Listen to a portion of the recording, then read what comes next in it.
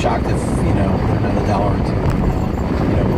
When people fully realize that they kind of are owning the platform right now for the low end. The high end is kind of Ethereum, right, and the low end, because of no fees, is really kind of owned by Wax right now. Yeah, it's like 25 cents right now, and I did the math on this. It's like the total market cap right now of Wax on where we are at April 28th, 2021 is like $340 million, and then and flow is worth like almost 8 times that. And it's like, look, if you just look at the statistics, and if you also look at flows, kind of there are $1 billion of what they have circulating. Their tokens outstanding, they're a $40 billion market cap. Wow, incredible. So, but no, I mean, going back to what I'm doing with Rare, they basically let on the content side. So I think there's a big market for. There's so many artists out there, right? And everybody can't be people, right? But you can go and start with a coffee table book, and you can go and have a coffee table book that somebody gets for $20, and they need to have a Rare token to be able to open it. But then Rare, the company, will go and take care of all that stuff for you, and you can just go in and you can, pay with a credit card, pay whatever you want, so that you can just go and buy this thing for $10 through the consumer-friendly side, and 90% of it's going to go to the author, 90% is going to go to the for-profit Rare, and 1% of it's going to go to acquire the tokens that are needed to actually open it, because there is a use case. The nodes don't run without the tokens, and so they just closed their equity round, and tokens next. It seems to me there needs to be like a PSA, sort of like that. The PSA for the sports card collectible, where they grade them and they go, it's just like this thing right here. Like when we're looking at this document right here, it's like it says, oh, they're on IPFS. Oh, they're provable on-chain RNG. Oh, it's unboxing is decentralized. Oh, and it's like it's a validator. You go check, check, check, check, check. Boom. This right here is graded at this. And you're like, oh, look at my NBA Time Shot. Oh, it's graded at a 1 out of 10. Oh, look at my one over here on Wax. Oh, it's a 10 out of 10. Oh, look at my one over here on Rarible. Oh, it's a whatever. Like that grading system, because people don't even consider these points here. It's like, oh no, the RNG is done off blockchain. You can't prove it, so you don't know how fair it is. And like, oh, you can only withdraw your funds. Is it liquid? There's like a grading system that needs to happen on these NFTs.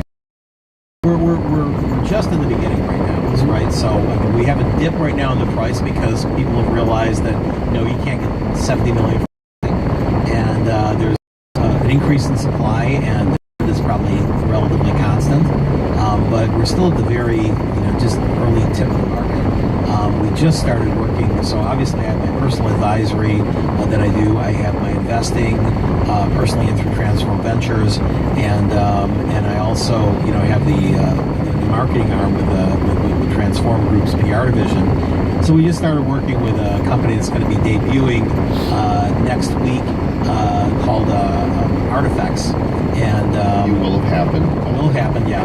So they're going to be taking up to like 100 really top tier digital artists, and they're going to be doing like a street like a street art NFT thing in New York City next week, and then they're going to have their first these are like top 5 digital artists. They're going to be going and auctioning off the week after. They're going to do like 5 a week, 5 artists a week, two pieces of rare art for like 3 weeks, kind of culminating right up to Miami Blockchain Week.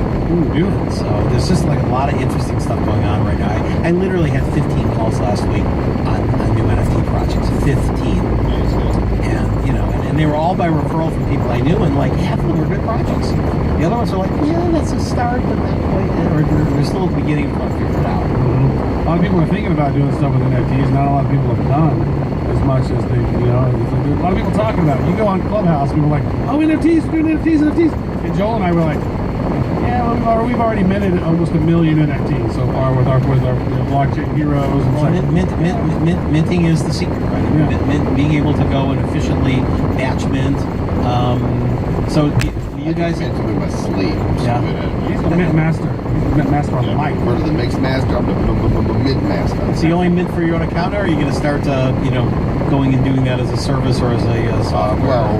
No, not as a service.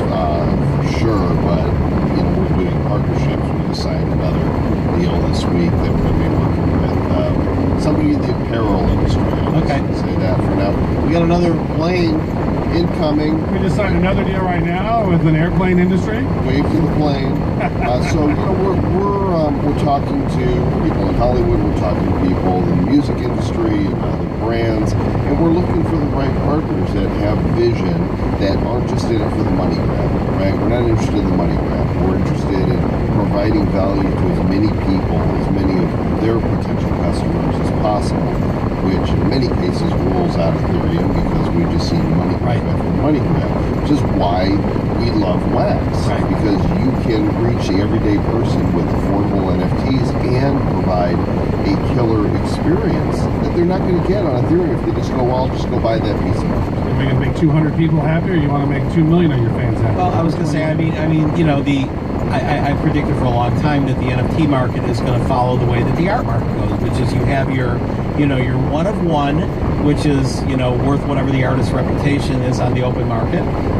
So that's where you get your $1 million piece of art, or let's say 50,000 for an original for somebody who's like not quite Picasso. And then you'll have your 1 of 10 or 1 of 100 of your serigraph level, where it's sort of a limited but not a one. And the serigraph is like 5 passes through the press, and maybe it's got a little bit of paint by the artist, and he actually personally signs it in a special way. And then you got and then maybe that goes like a tenth of the price. Maybe that goes for 5,000 or something like that. And then you've got your lithograph, which is 1 pass through the print, kind of high quality. It's 1,000 copies numbered. Yeah, 1,000 copies not numbered, not individually signed. And then you've got your Walmart prints, $20, right? And so hopefully Wax is a little bit more like lithograph than Walmart. Well, the MLB proves it. I mean, they sold one, the Mike Trout 1 of 1 1986 special card, legendary exclusive, for $87,000. Like, there's multiple that have sold for $10,000. And Wax now with Garbage Pail Kids, you'll go and get an NFT when you buy the toy. Yep. Right? So that would be the Walmart. I'll tell you, if you do the math, how many is typical for a card in NBA Top Shot? What's the quantity for a... I would say, well, when it started out, they were like maybe 15,000. And then they have their legendaries, that would be like 7,000. Very exclusive. Maybe, 499 of them, right? And where they're popping out those cards, and there's 35,000 of them. Okay, and if you compare that to the MLB series, I think the most popular card is maybe around 1,800 copies of it. That's it. And those are your commons. Those are the commons. And they're burning a lot of the mechanisms. That's right, they're burning them, but those sell for, maybe $20, $25. You can get some of them. Compare that to what these others in NBA Top Shot, they're not equal. Yeah. There's definitely a disparity, and I think that's going to correct itself. I think NBA. So are you collecting Wax cards? I'm collecting everything. I have so many NFTs and multiple wallets now. I'm having a blast. I love It's collecting as ridiculous. well. We are ridiculous with the NFTs. Like, we saw NFTs, early on with CryptoKitties, and we've been plotting, and we knew it was coming, and we were like, when the time is ready, we are going to be. I don't want to sell my Wax right now. Maybe I should use it to buy some of these top So just get in there and play around and actually have fun with it, because there's some really fun collectibles out there. Yeah. And what's great about it, Mike, is that the community tokens, the ones that are independent artists with their collections, like Cogs and Bitcoin Origins and Alien Worlds and Our Planet and even Our Blockchain Heroes, we're in the top of the most sold in the top 10. Like, it's not a big brand. I've been in NFTs in the Ethereum side, but haven't really and also with Spire now has NFTs as well, which go back to the original NFTs, which were counterparty. Well, it's much more fun. I mean, the thing that we love about Wax is you can make a pack, and you have hundreds of assets that can drop from. It's like when we were kids and we bought baseball cards or wacky packages or Star Wars cards. You don't know exactly what you're going to get. Only it's more fun than Star Wars cards, because Star Wars cards, there was 70 cards in the set, and there was one variation of them. Now, with Blockchain Heroes, we've got 9 variations of a